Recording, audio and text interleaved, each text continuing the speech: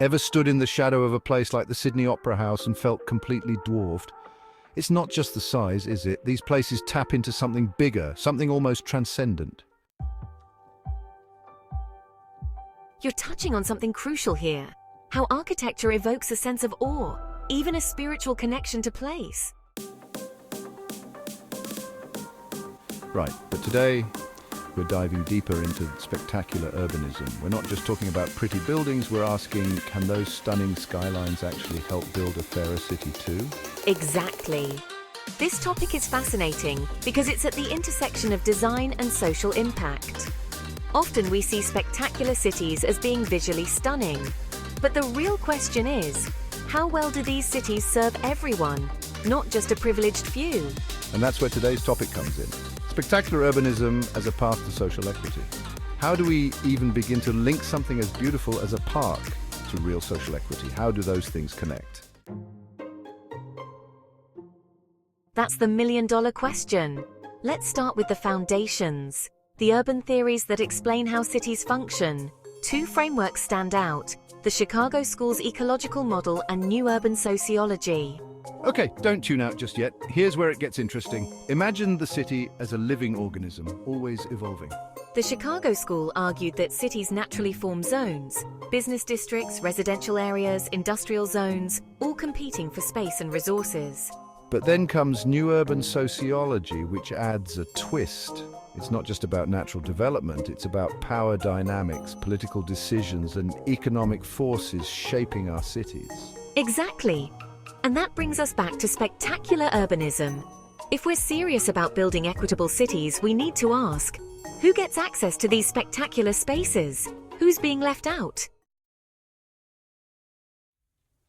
Our source talks about 4 types of spectacular urbanism. First, visual spectacular urbanism, those jaw-dropping buildings and art installations. But here's the question. Do these benefit the lives of everyday residents or just attract tourists? Then we have consumption-oriented spectacular urbanism. Think mega malls and entertainment complexes. But here's the catch.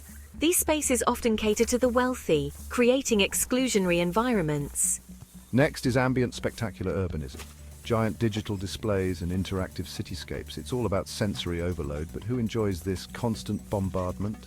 Is it inclusive or is it just more commercial noise? And finally, there's integrated spectacular urbanism. This one's about creating spaces that blend design with social impact, where every public space serves the community as a whole. So it's not just about stunning buildings. It's about making sure those buildings, parks and streets connect with the daily lives of all residents. And here's where we see real-world examples. Barcelona and Singapore, they've embraced spectacular urbanism in different ways. Barcelona with its pedestrian-friendly streets and vibrant public squares.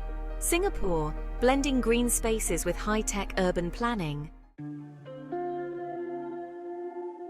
But even these cities face challenges like gentrification. When property values rise, long-time residents can get displaced. It's a delicate balance, promoting progress without erasing history.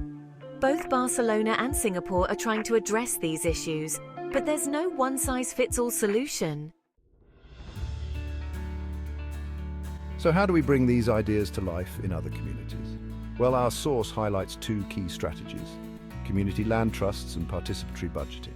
Community land trusts ensure affordable housing and spaces that benefit everyone. Participatory budgeting gives residents a direct say in how public funds are spent, ensuring everyone has a seat at the table. It's like that Jane Jacobs quote, "Cities have the capability of providing something for everybody, only because and only when they're created by everybody." Exactly. Spectacular urbanism isn't about top-down grand visions. It's about creating spaces that reflect the needs of the people who live there. So, for anyone watching, think local. Check if your city has community land trusts or participatory budgeting. Get involved. Change starts at the community level. Thanks for watching and stay tuned for more deep dives into the ways we can build fairer, more equitable cities. Until next time, keep asking those tough questions.